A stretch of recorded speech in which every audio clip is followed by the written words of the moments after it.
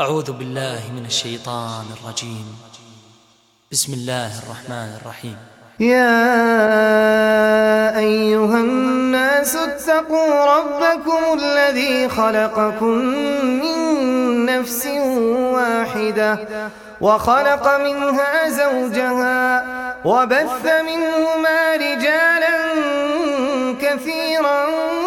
ونساء واتقوا الله الذي تساءلون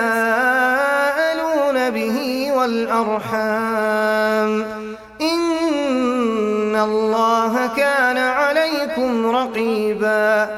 وآتوا اليتامى أموالهم ولا تتبدلوا الخبيث بالطيب ولا تأكلوا أموالهم إلى أموالكم إنه كان حوبا كبيرا وإن خفتم ألا تقسطوا في اليتامى فانكحوا ما طاب لكم من النساء مثنى وثلاث ورباع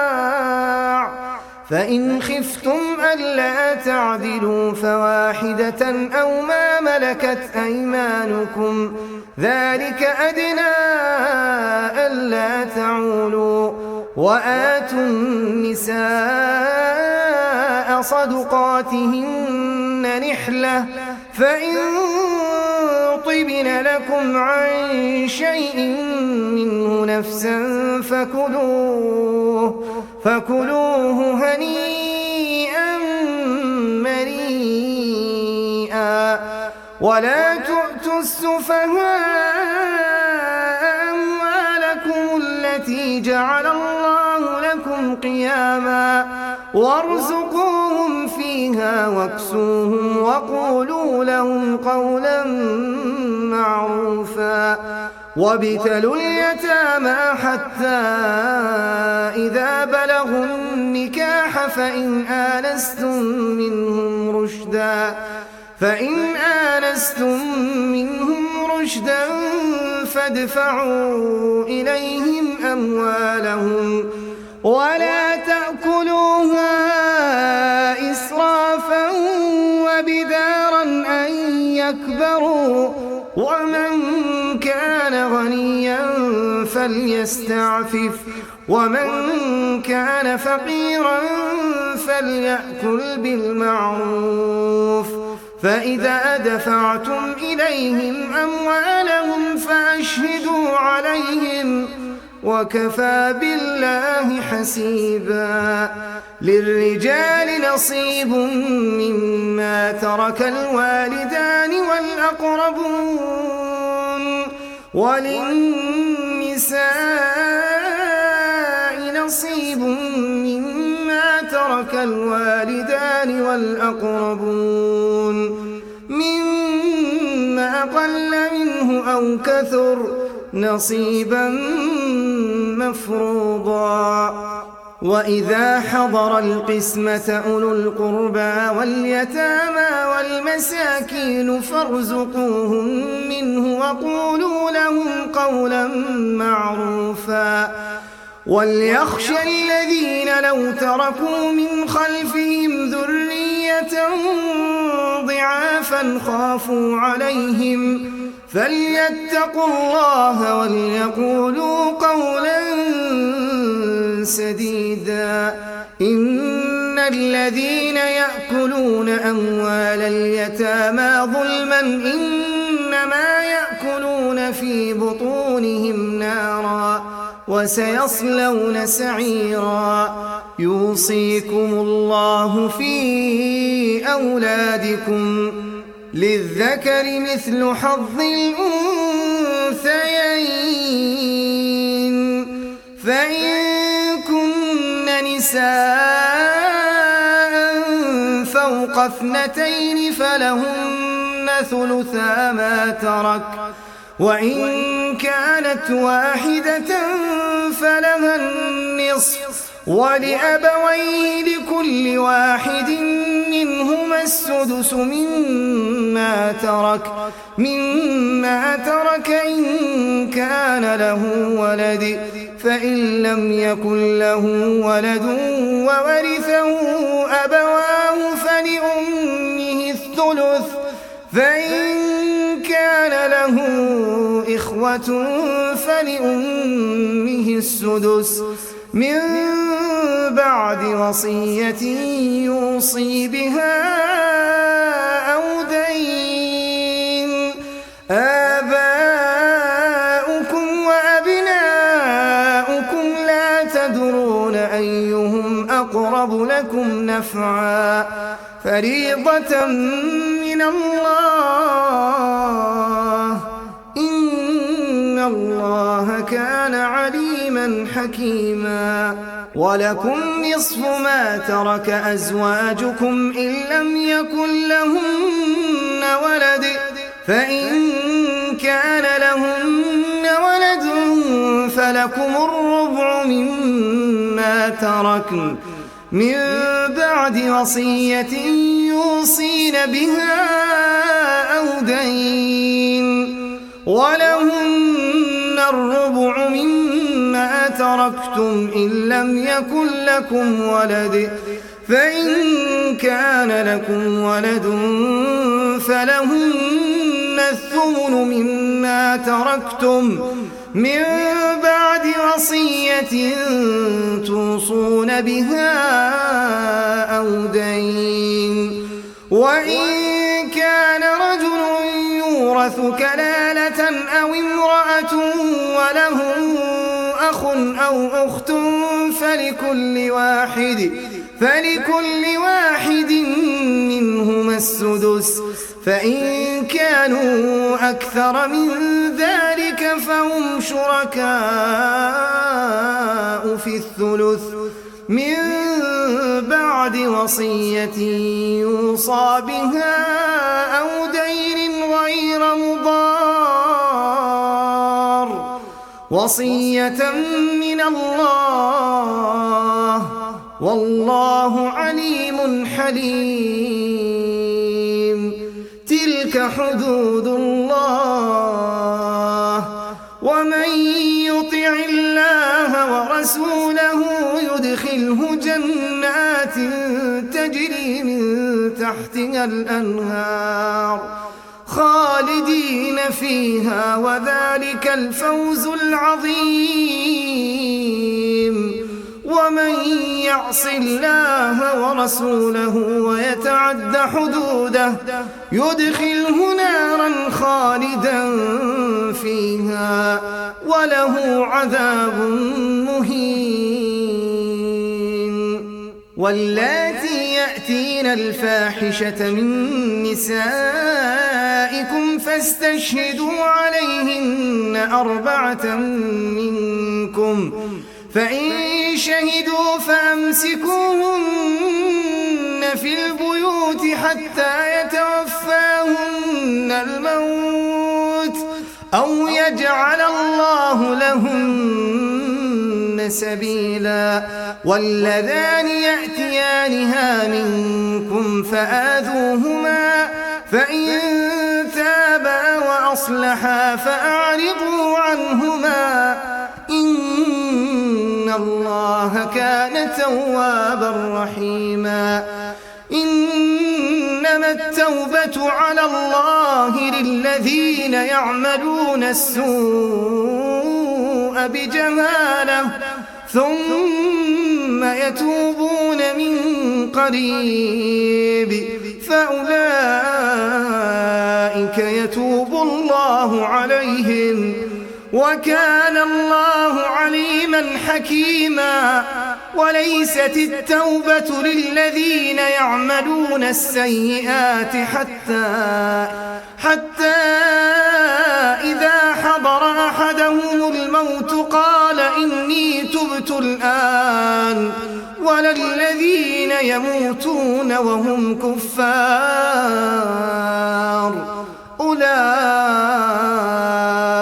أعتدنا لهم عذابا أليما. يا أيها الذين الذين آمنوا لا يحل لكم أن ترثوا النساء كرها ولا تعضلوهن لتذهبوا ببعض ما آتيتوهن إلا أن يأتين بفاحشة مبينة وعاشروهن بالمعروف فإن كرهتموهن فعسى أن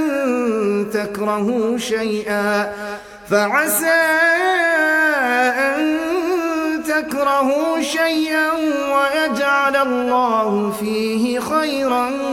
كثيرا وإن أردتم استبدال زوج مكان زوج وآتيتم إحداهن قنطارا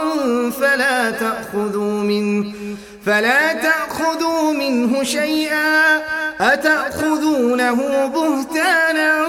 وإثما مبينا وكيف تأخذونه وقد أفضى بعضكم إلى بعض وأخذن منكم ميثاقا غليظا ولا تنكحوا ما نكح آباؤكم من النساء إلا ما قد سلف إنه كان فاحشة ومقتا وساء سبيلا حرمت عليكم أمهاتكم وبناتكم وأخواتكم وعماتكم وخالاتكم وبنات الأخ وبنات الأخت وأمهاتكم اللاتي أرضعنكم وأخواتكم من الرضاعة وأمهات نسائكم وربائبكم اللاتي في حجوركم من نسائكم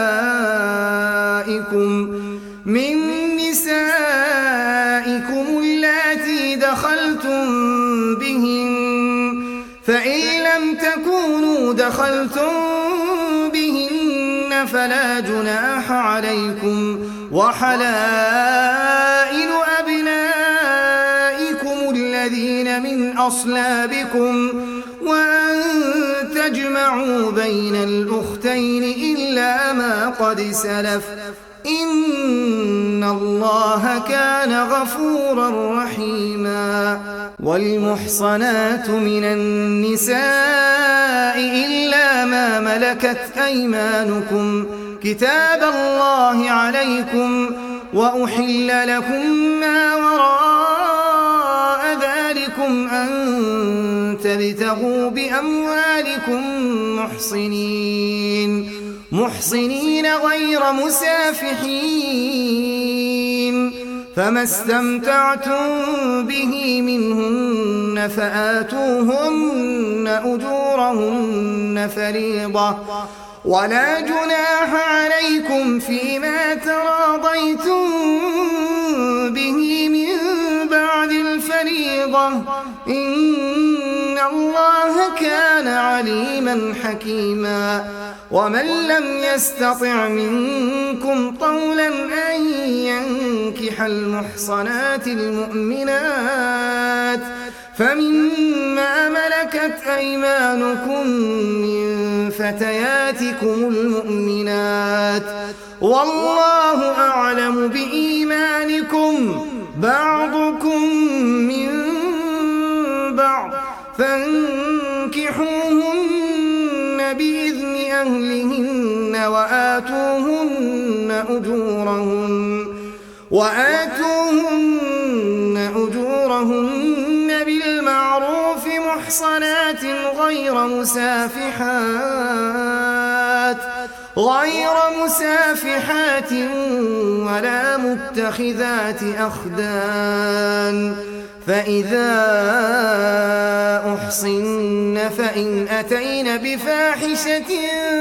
فعليهن نصف ما على المحصنات فعليهن نصف ما على المحصنات من العذاب،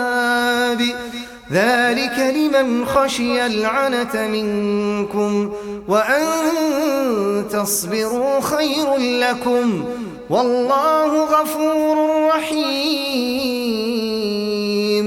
يريد الله ليبين لكم ويهديكم سنن الذين من قبلكم ويتوب عليكم، والله عليم حكيم. والله يريد أن يتوب عليكم، ويريد الذين يتبعون الشهوات أن تميلوا ميلا عظيما. يريد الله أن يخفف عنكم، وخلق الإنسان ضعيفا. يا أيها الذين آمنوا لا تأكلوا أموالكم بينكم بالباطل إلا أن تكون تجارة عن تراض منكم، ولا تقتلوا أنفسكم، إن الله كان بكم رحيما. ومن يفعل ذلك عدوانا وظلما فسوف نصليه نارا، وكان ذلك على الله يسيرا. إن تجتنبوا كبائر ما تنهون عنه نكفر عنكم سيئاتكم وندخلكم مدخلا كريما. ولا تتمنوا ما فضل الله به بعضكم على بعض، للرجال نصيب مما اكتسبوا وللنساء نصيب مما اكتسبن، واسألوا الله من فضله إن الله كان بكل شيء عليما. ولكل جعلنا موالي مما ترك الوالدان والأقربون والذين عقدت أيمانكم فآتوهم نصيبهم، إن الله كان على كل شيء شهيدا. الرجال قوامون على النساء بما فضل الله بعضهم على بعض وبما أنفقوا من أموالهم. فالصالحات قانتات حافظات للغيب بما حفظ الله. فالصالحات قانتات حافظات للغيب بما حفظ الله. واللاتي تخافون نشوزهن فعظوهن واهجروهن في المضاجع واضربوهن، فإن أطعنكم فلا تبغوا عليهن سبيلا، إن الله كان عليا كبيرا. وإن خفتم شقاق بينهما فابعثوا حكما من أهله وحكما من أهلها إن يريدا إصلاحا يوفق الله بينهما، إن الله كان عليما خبيرا. واعبدوا الله ولا تشركوا به شيئا، وبالوالدين إحسانا وبذي القربى واليتامى والمساكين والجار ذي القربى والجار الجنب والصاحب بالجنب وابن السبيل وما ملكت أيمانكم، إن الله لا يحب من كان مختالا فخورا الذين يبخلون ويأمرون الناس بالبخل ويكتمون ما آتاهم الله من فضله وأعتدنا للكافرين عذابا مهينا والذين ينفقون أموالهم رئاء الناس ولا يؤمنون بالله ولا باليوم الآخر ومن يكن الشيطان له قرينا فساء قرينا وماذا عليهم لو آمنوا بالله واليوم الآخر وأنفقوا مما رزقهم الله وكان الله بهم عليما إن الله لا يظلم مثقال ذرة وإن تك حسنة يضاعفها ويؤت من لدنه أجرا عظيما فكيف إذا جئنا من كل أمة بشهيد وجئنا بك على هؤلاء شهيدا يومئذ يود الذين كفروا وعصوا الرسول لو تسوى بهم الأرض ولا يكتمون الله حديثا إن الله لا يظلم مثقال ذرة وإن تك حسنة يضاعفها ويؤت من لدنه أجرا عظيما فكيف إذا جئنا من كل أمة بشهيد وجئنا بك على هؤلاء شهيدا يومئذ يود الذين كفروا وعصوا الرسول لو تسوى بهم الأرض ولا يكتمون الله حديثا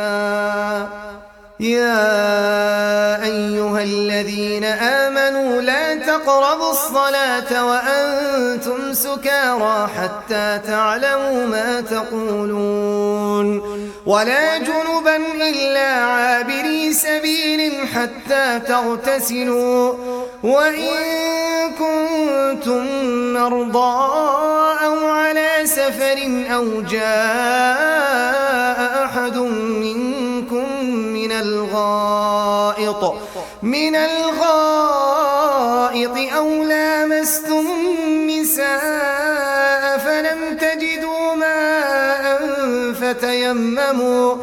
فتيمموا صعيدا طيبا فامسحوا بوجوهكم وأيديكم إن الله كان عفوا غفورا ألم تر إلى الذين أوتوا نصيبا من الكتاب يشترون الضلالة ويريدون أن تضلوا السبيل والله أعلم بأعدائكم وكفى بالله وليا وكفى بالله نصيرا من الذين هادوا يحرفون الكلم عن مواضعه ويقولون سمعنا وعصينا واسمع غير مسمع وراعنا ليا بألسنتهم وطعنا في الدين ولو أنهم قالوا سمعنا وأطعنا واسمع وانظرنا لكان خيرا لهم وأقوم ولكن لعنهم الله بكفرهم فلا يؤمنون إلا قليلا يا أيها الذين أوتوا الكتاب آمنوا بما نزلنا مصدقا لما معكم من قبل أن نطمس وجوها فنردها على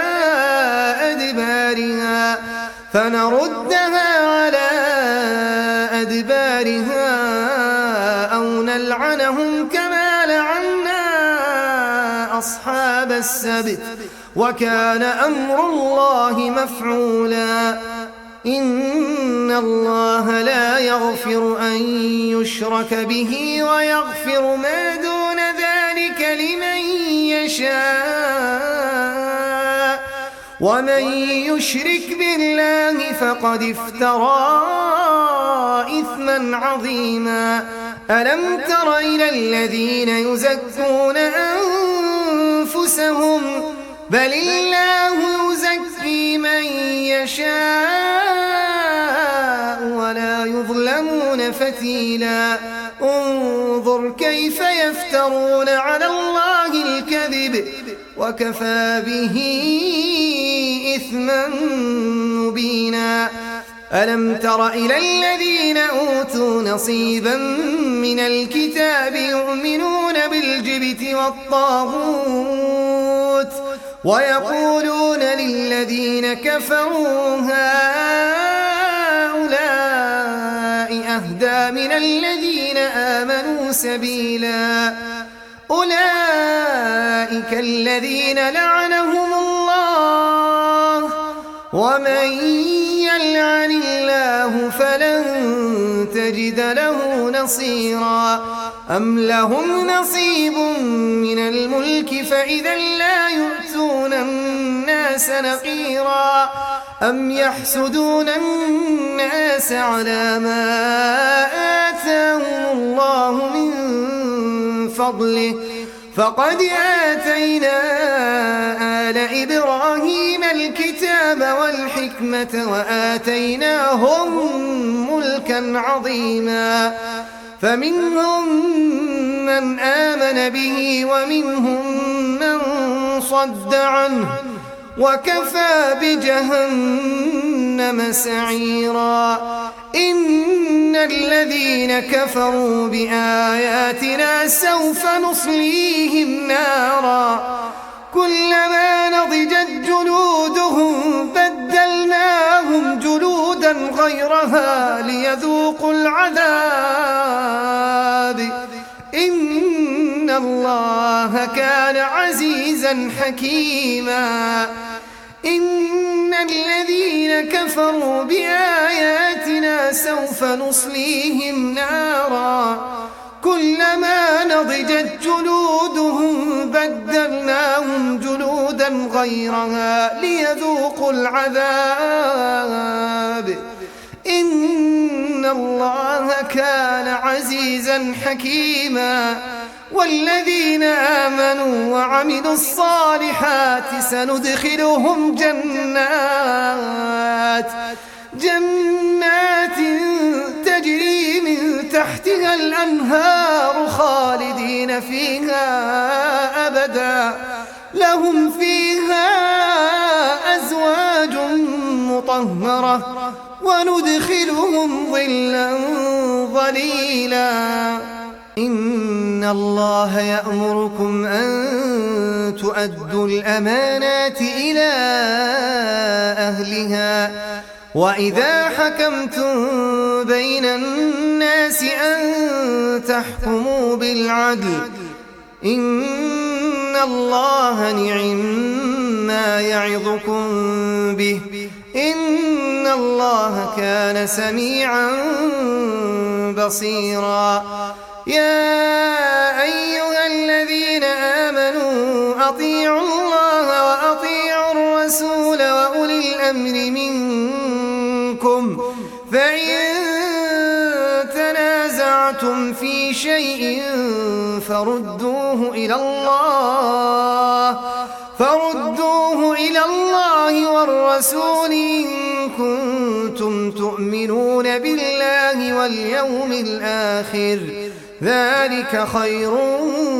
وأحسن تأويلا ألم تر إلى الذين يزعمون أنهم آمنوا بما وما أنزل من قبلك يريدون أن يتحاكموا إلى الطاغوت وقد أمروا أن يكفروا به ويريد الشيطان أن يضلهم ضلالا بعيدا وإذا قيل لهم تعالوا إلى ما أنزل الله وإلى الرسول رأيت المنافقين يصدون عنك صدودا فكيف إذا أصابتهم مصيبة بما قدمت أيديهم ثم جاءوك يحلفون بالله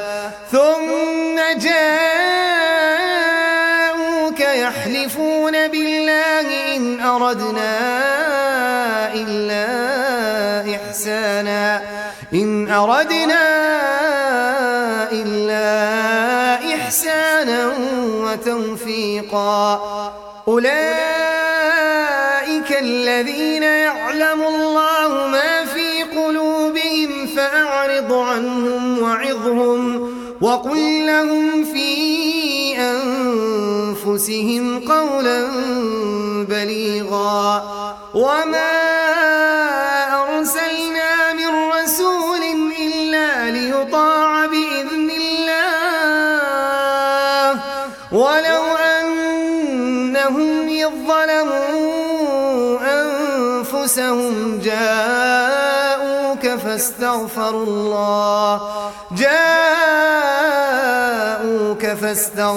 الله واستغفر لهم الرسول لوجدوا الله توابا رحيما فلا وربك لا يؤمنون حتى يحكموك فيما شجر بينهم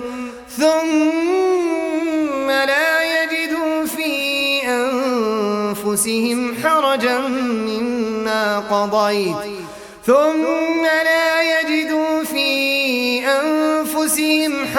مما قضيت ويسلموا تسليما ولو أنا كتبنا عليهم أن اقتلوا أنفسكم أو اخرجوا من دياركم ما فعلوه إلا قليل منهم ولو أنهم فعلوا ما يوعظون به لكان خيرا لهم وأشد تثبيتا وإذا لآتيناهم من لدنا أجرا عظيما ولهديناهم صراطا مستقيما ومن يطع الله والرسول فأولئك مع الذين أنعم الله عليهم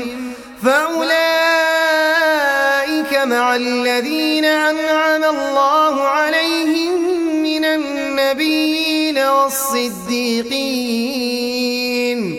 والصديقين والشهداء والصالحين وحسن أولئك رفيقا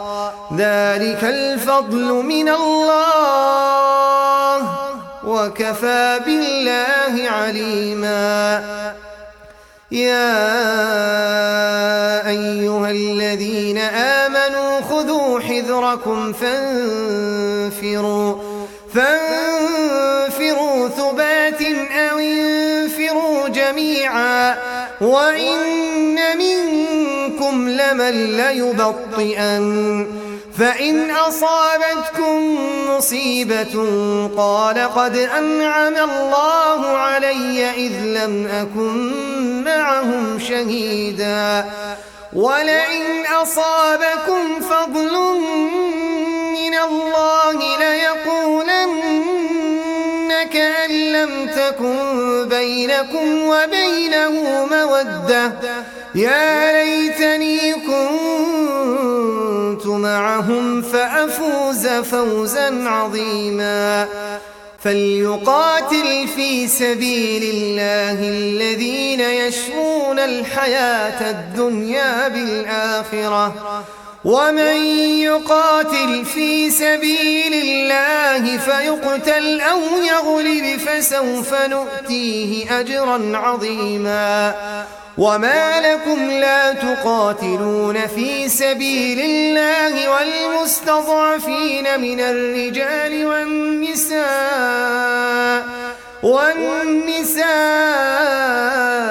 والولدان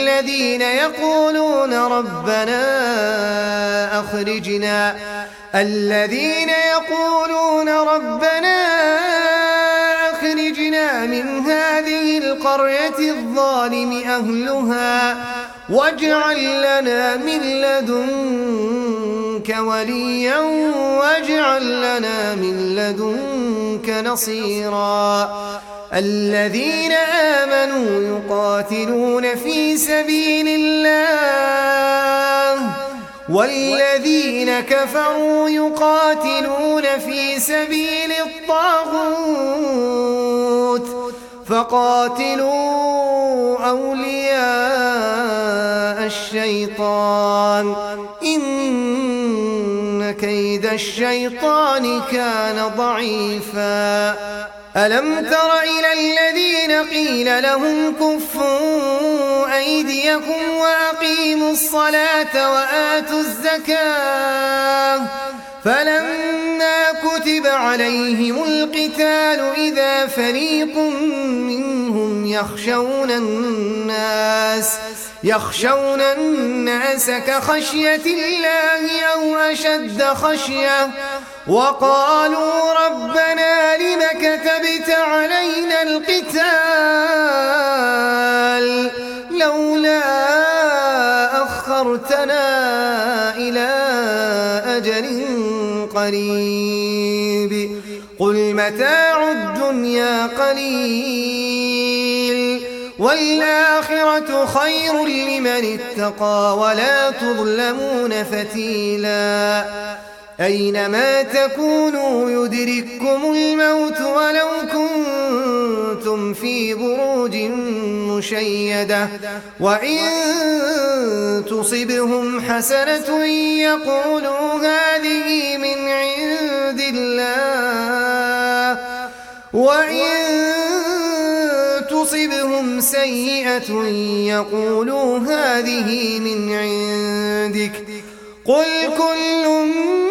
من عند الله فما لهؤلاء القوم لا يكادون يفقهون حديثا ما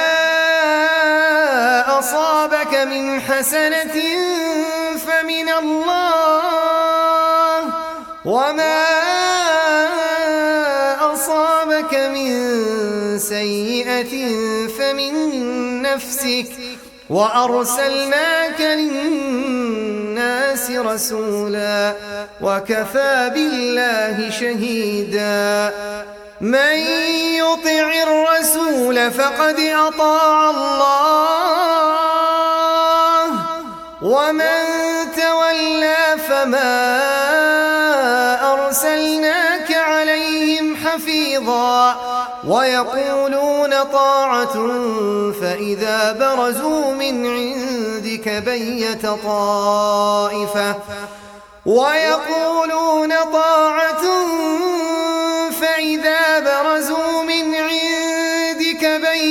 طائفة منهم غير الذي تقول والله يكتب ما يبيتون فأعرض عنهم وتوكل على الله وكفى بالله وكيلا أفلا يتدبرون القرآن ولو كان من عند غير الله لوجدوا فيه اختلافا كثيرا وإذا جاءهم أمر من الأمن أو الخوف أذاعوا به ولو ردوه إلى الرسول وإلى أولي الأمر منهم لعلمه الذين يستنبطونه منهم ولولا فضل الله عليكم ورحمته لاتبعتم الشيطان إلا قليلا فقاتل في سبيل الله لا تكلف إلا نفسك وحرض المؤمنين عسى الله أن يكف بأس الذين كفروا والله أشد بأسا وأشد تنكيلا من يشفع شفاعة حسنة يكن له نصيب منها ومن يشفع شفاعة سيئة يكن له كفل منها وكان الله على كل شيء مقيتا وإذا حييتم بتحية فحيوا بأحسن منها أو ردوها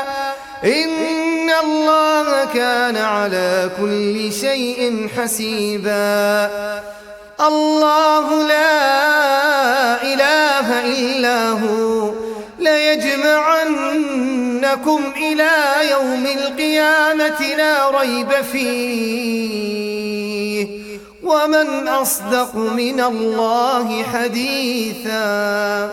فما لكم في المنافقين فئتين والله أركسهم بما كسبوا أتريدون أن تهدوا من أضل الله ومن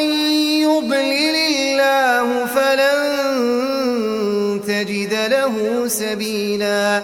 ودوا لو تكفرون كما كفروا فتكونون سواء فلا تتخذوا منهم أولياء حتى يهاجروا في سبيل الله فإن تولوا فخذوهم واقتلوهم حيث وجدتموهم ولا تتخذوا منهم وليا ولا نصيرا إلا الذين يصلون إلى قوم بينكم وبينهم ميثاق أو جاءوكم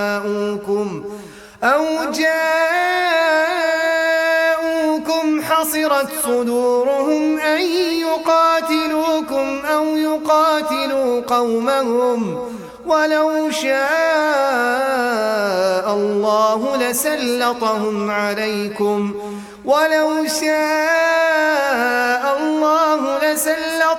عليكم فلقاتلوكم فإن اعتزلوكم فلم يقاتلوكم وألقوا إليكم السلم فما جعل الله لكم عليهم سبيلا ستجدون آخرين يريدون أن يأمنوكم ويأمنوا قومهم كلما ردوا إلى الفتنة أركسوا فيها فإن لم يعتزلوكم ويلقوا إليكم السلم ويكفوا أيديهم فخذوهم واقتلوهم حيث ثقفتموهم وأولئكم جعلنا لكم عليهم سلطانا مبينا وما كان لمؤمن أن يقتل مؤمنا إلا خطأ ومن قتل مؤمنا خطأ فتحرير رقبة مؤمنة ودية مسلمة إلى أهله إلا أن يصدقوا فإن كان من قوم عدو لكم وهو مؤمن فتحرير رقبة مؤمنة وإن كان من قوم بينكم وبينهم ميثاق فدية مسلمة إلى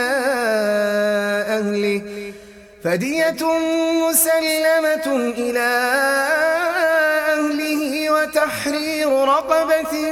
مؤمنة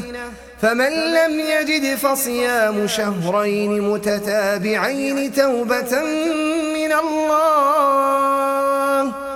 وكان الله عليما حكيما ومن يقتل مؤمنا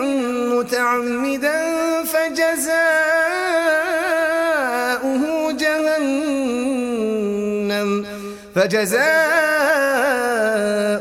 جهنم خالدا فيها وغضب الله عليه ولعنه وأعد له عذابا عظيما. يا أيها الذين آمنوا إذا ضربتم في سبيل الله فتبينوا ولا تقولوا لمن ألقى إليكم السلام لست مؤمنا تبتغون عرض الحياة الدنيا فعند الله مغانم كثيرة كذلك كنتم من قبل فمن الله عليكم فتبينوا إن الله كان بما تعملون خبيرا. لا يستوي القاعدون من المؤمنين غير أولي الضرر والمجاهدون في سبيل الله بأموالهم وأنفسهم فضل الله المجاهدين بأموالهم وأنفسهم على القاعدين درجة وكلا وعد الله الحسنى وفضل الله المجاهدين على القاعدين أجرا عظيما درجات منه ومغفرة ورحمة وكان الله غفورا رحيما. إن الذين توفاهم الملائكة ظالمي أنفسهم قالوا فيم كنتم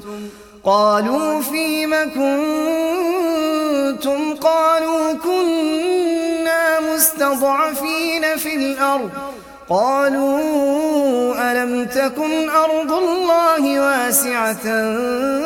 فتهاجروا فيها فأولئك مأواهم جهنم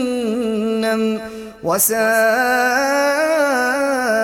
مصيرا إلا المستضعفين من الرجال والنساء والولدان لا يستطيعون حيلة ولا يهتدون سبيلا فأولئك عسى الله أن يعفو عنهم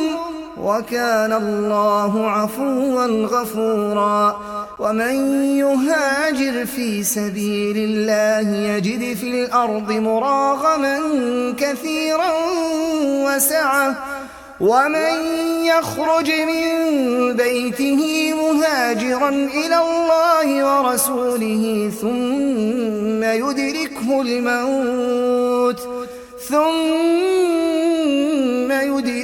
الموت فقد وقع أجره على الله وكان الله غفورا رحيما. وإذا ضربتم في الأرض فليس عليكم جناح أن تقصروا من الصلاة إن خفتم أن يفتنكم الذين كفروا إن الكافرين كانوا لكم عدوا مبينا. وإذا كنت فيهم فأقمت لهم الصلاة فلتقم طائفة منهم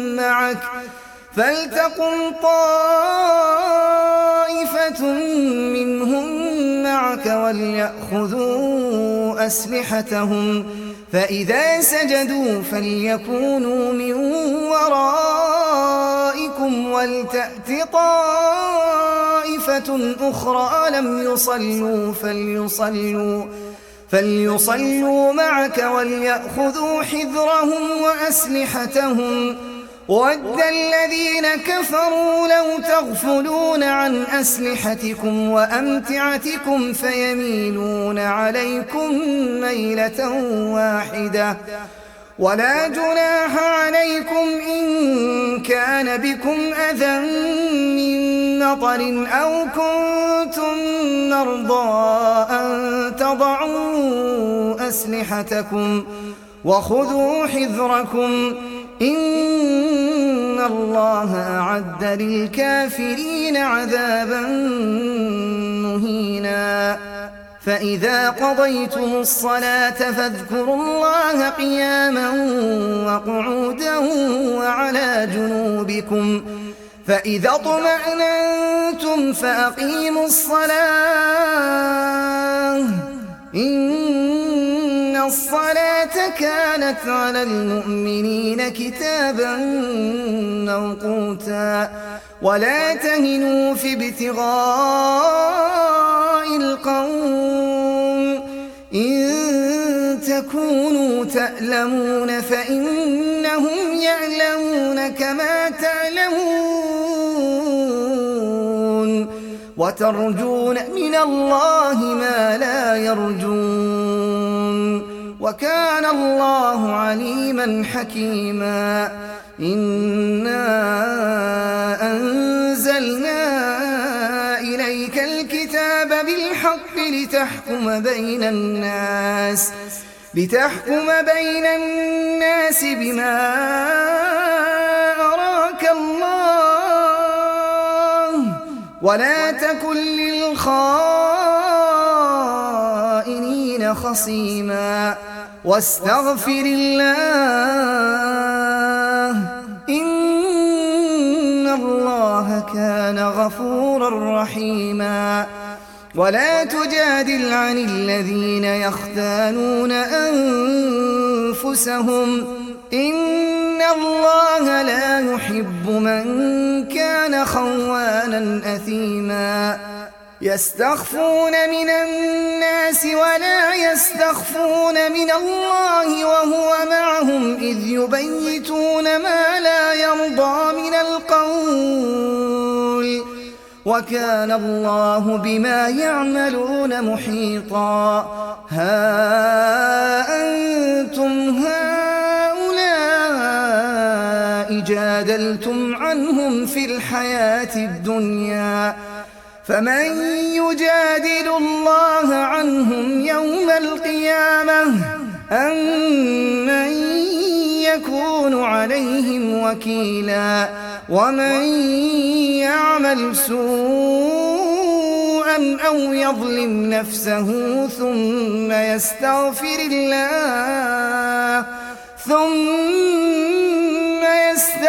الله يجد الله غفورا رحيما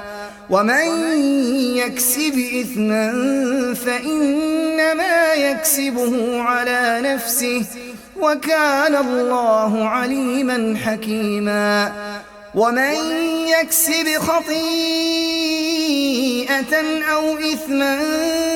ثم يرم به بريئا فقد احتمل بهتانا وإثما مبينا ولولا فضل الله عليك ورحمته لهمت طائفة منهم أن يضلوك وما يضلون إلا أنفسهم وما يضرونك من شيء وأنزل الله عليك الكتاب والحكمة وعلمك ما لم تكن تعلم وكان فضل الله عليك عظيما لا خير في كثير من نجواهم إلا من أمر بصدقة أو معروف أو إصلاح بين الناس ومن يفعل ذلك ابتغاء مرضات الله فسوف نؤتيه أجرا عظيما ومن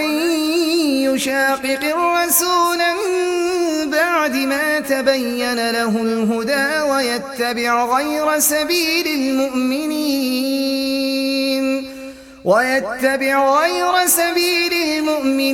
نوله ما تولى ونصله جهنم وساءت مصيرا إن الله لا يغفر أن يشرك به ويغفر ما دون ذلك لمن يشاء ومن يشرك بالله فقد ضل ضلالا بعيدا إن يدعون من دونه إلا إناثا وإن يدعون إلا شيطانا مريدا لعنه الله وقال لأتخذن من عبادك نصيبا مفروضا ولأضلنهم ولأمنينهم ولآمرنهم فليبتكن آذان الأنعام ولآمرنهم فليغيرن خلق الله ومن يتخذ الشيطان وليا من دون الله فقد خسر خسرانا مبينا يعدهم ويمنيهم وما يعدهم الشيطان إلا غرورا أولئك مأواهم جهنم ولا يجدون عنها محيصا والذين آمنوا وعملوا الصالحات سندخلهم جنات تجري من تحتها الأنهار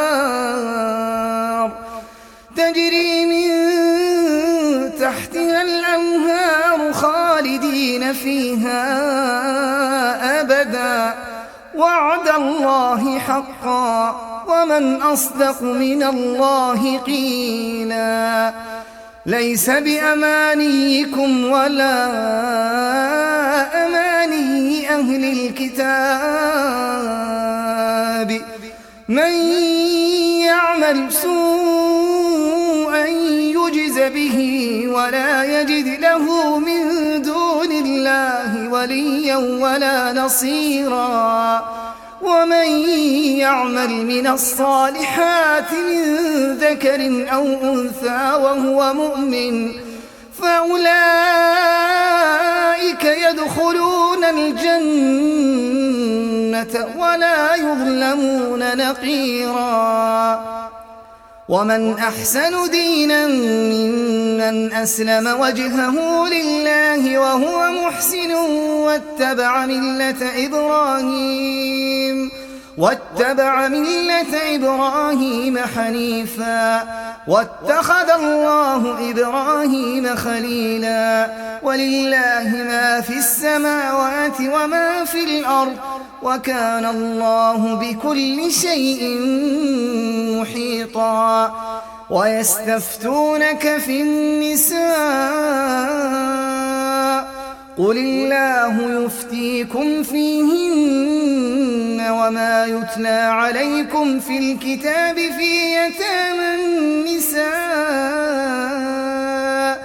في يتامى النساء اللاتي لا تؤتونهن ما كتب كتب لهن وترغبون أن تنكحوهن والمستضعفين من الولدان وأن تقوموا لليتامى بالقسط وما تفعلوا من خير فإن الله كان به عليما. وإن امرأة خافت من بعلها نشوزا أو إعراضا فلا جناح عليهما أن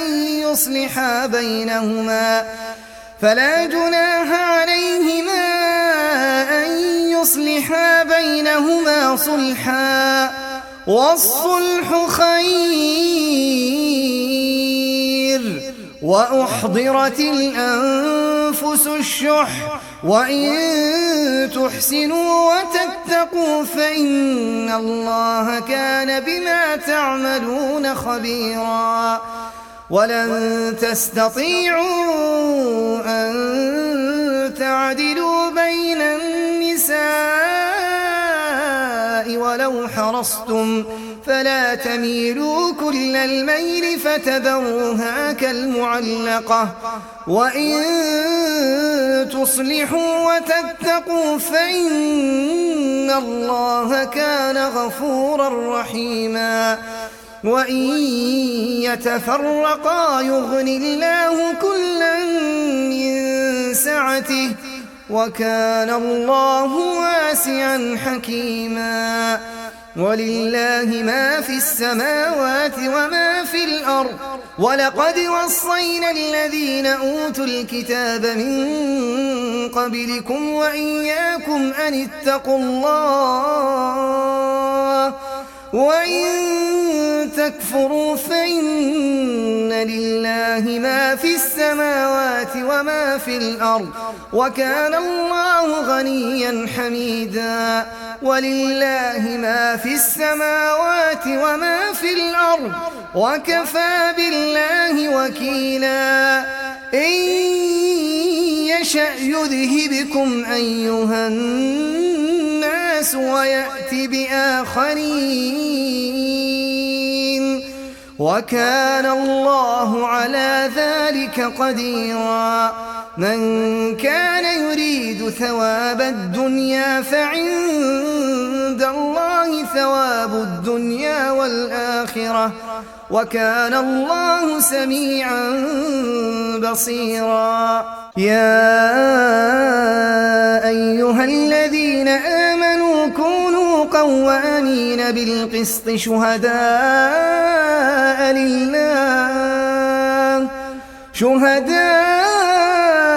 لله ولو على أنفسكم أو الوالدين والأقربين إن يكن غنيا أو فقيرا فالله أولى بهما فلا تتبعوا الهوى أن تعدلوا وإن تلووا أو تعرضوا فإن الله كان بما تعملون خبيرا. يا أيها الذين آمنوا بالله ورسوله والكتاب الذي نزل على رسوله والكتاب الذي أنزل من قبل ومن يكفر بالله وملائكته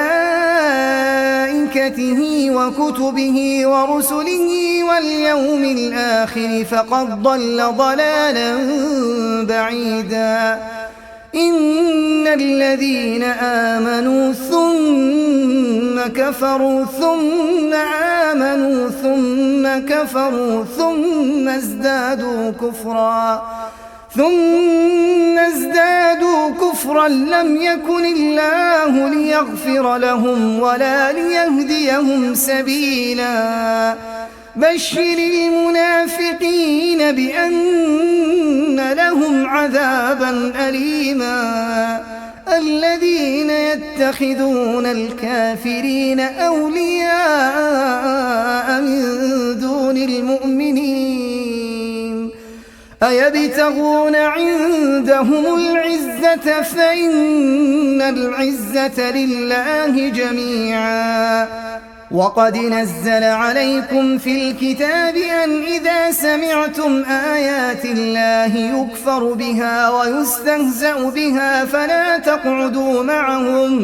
فلا تقعدوا معهم حتى يخوضوا في حديث غيره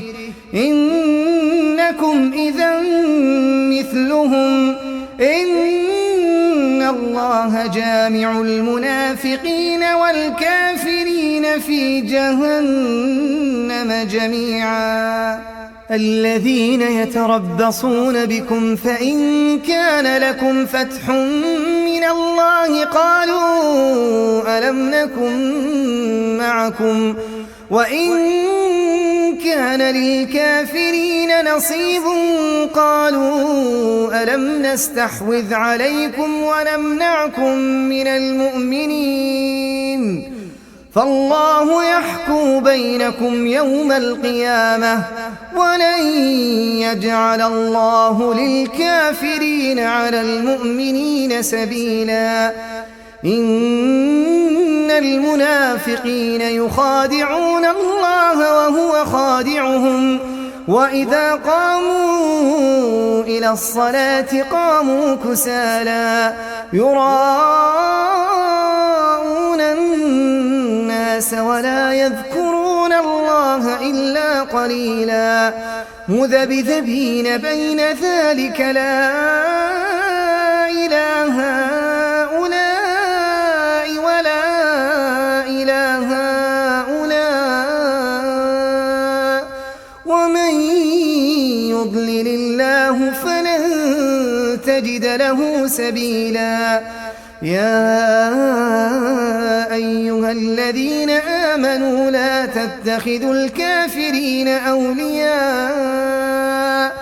لا تتخذوا الكافرين أولياء من دون المؤمنين أتريدون أن تجعلوا لله عليكم سلطانا مبينا إن المنافقين في الدرك الأسفل من النار ولن تجد لهم نصيرا إلا الذين تابوا وأصلحوا واعتصموا بالله وأخلصوا دينهم لله فأولئك مع المؤمنين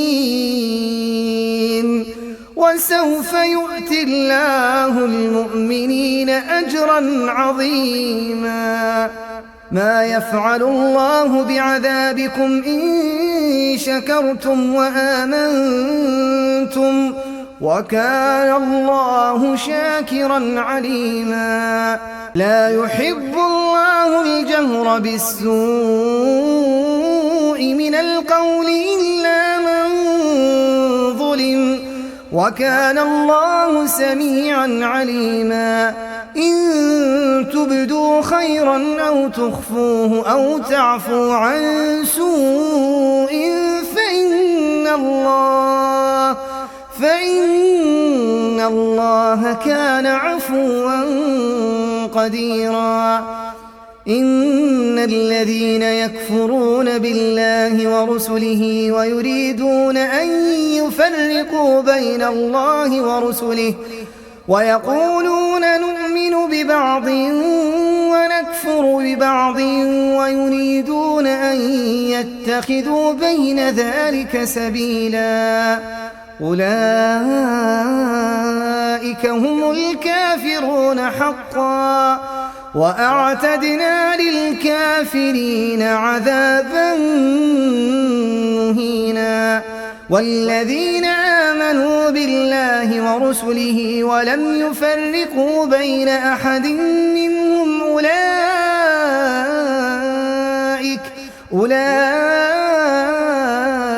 سوف يؤتيهم أجورهم وكان الله غفورا رحيما. يسألك أهل الكتاب أن تنزل عليهم كتابا من السماء فقد سألوا موسى أكبر من ذلك فقالوا أرنا الله جهرة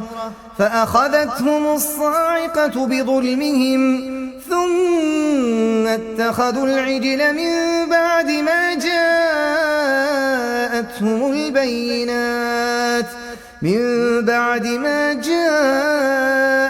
البينات فعفونا عن ذلك وآتينا موسى سلطانا مبينا.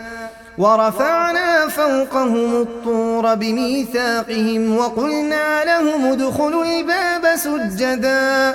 وقلنا لهم لا تعدوا في السبت وأخذنا منهم ميثاقا غليظا. فبما نقضهم ميثاقهم وكفرهم بآيات الله وقتلهم الأنبياء بغير حق وقولهم قلوبنا غلف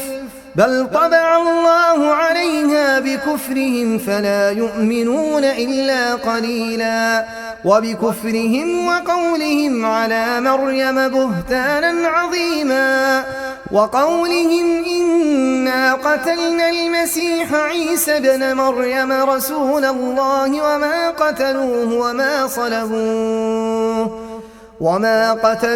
وما صلبوه ولكن شبه لهم وإن الذين اختلفوا فيه لفي شك منه ما لهم به من علم إلا اتباع الظن وما قتلوه يقينا بل رفعه الله إليه وكان الله عزيزا حكيما. وإن من أهل الكتاب إلا ليؤمنن به قبل موته ويوم القيامة يكون عليهم شهيدا. فبظلم من الذين هادوا حرمنا عليهم طيبات أحلت لهم وبصدهم عن سبيل الله كثيرا وأخذهم الربا وقد نهوا عنه وأكلهم أموال الناس بالباطل وأعتدنا للكافرين منهم عذابا أليما. لكن الراسخون في العلم منهم والمؤمنون يؤمنون بما أنزل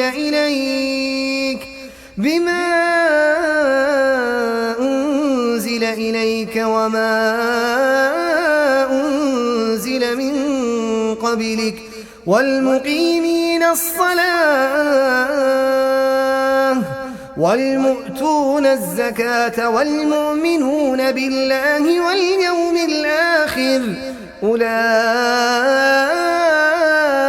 سنؤتيهم أجرا عظيما. إنا أوحينا إليك كما أوحينا إلى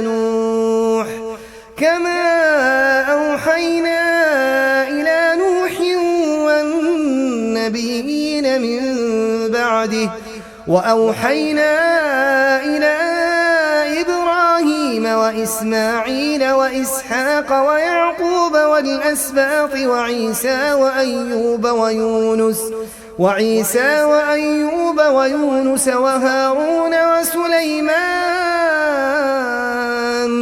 وآتينا داود زبورا.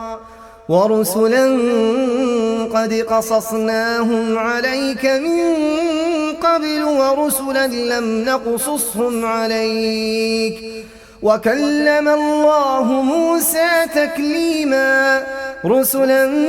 مبشرين ومنذرين لئلا يكون للناس للناس على الله حجة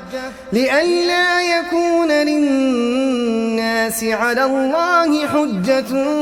بعد الرسل، وكان الله عزيزا حكيما. لكن الله يشهد بما أنزل إليك أنزله بعلمه، والملائكة يشهدون، وكفى بالله شهيدا. إن الذين كفروا وصدوا عن سبيل الله قد ضلوا ضلالا بعيدا. إن الذين كفروا وظلموا لم يكن الله ليغفر لهم ولا ليهديهم طريقا إلا طريق جهنم خالدين فيها أبدا،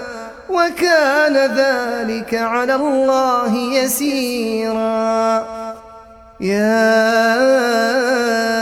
أيها الناس قد جاءكم الرسول بالحق من ربكم فآمنوا خيرا لكم، وإن تكفروا فإن لله ما في السماوات والأرض، وكان الله عليما حكيما. يا أهل الكتاب لا تغلوا في دينكم ولا تقولوا على الله إلا الحق، إنما المسيح عيسى ابن مريم رسول الله وكلمته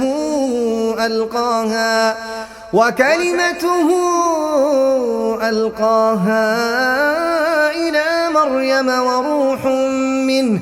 فآمنوا بالله ورسله ولا تقولوا ثلاثة، انتهوا خيرا لكم، إنما الله إله واحد سبحانه أن يكون له ولد، له ما في السماوات وما في الأرض، وكفى بالله وكيلا. لن يستنكف المسيح أن يكون عبدا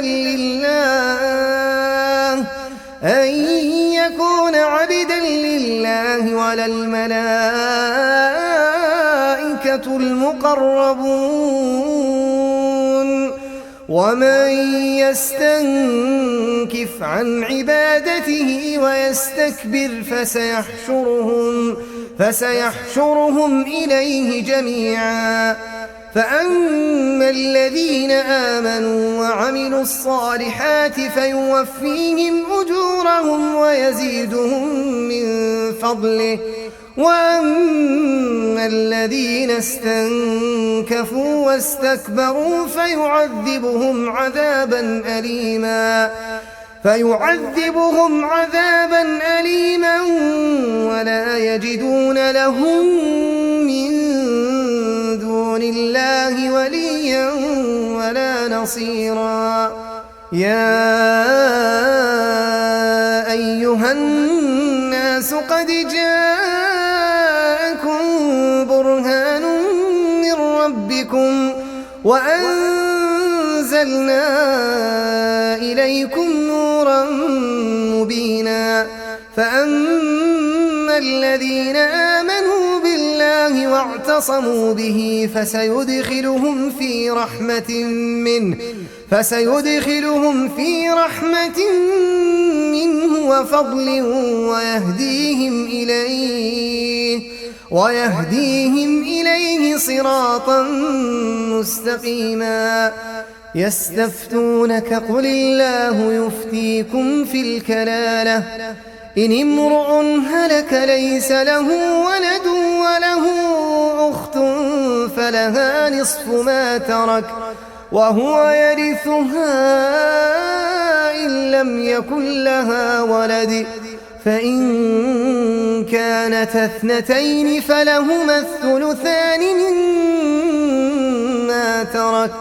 وإن كانوا إخوة رجالا ونساء فللذكر مثل حظ الأنثيين يبين الله لكم أن تضلوا والله بكل شيء عليم.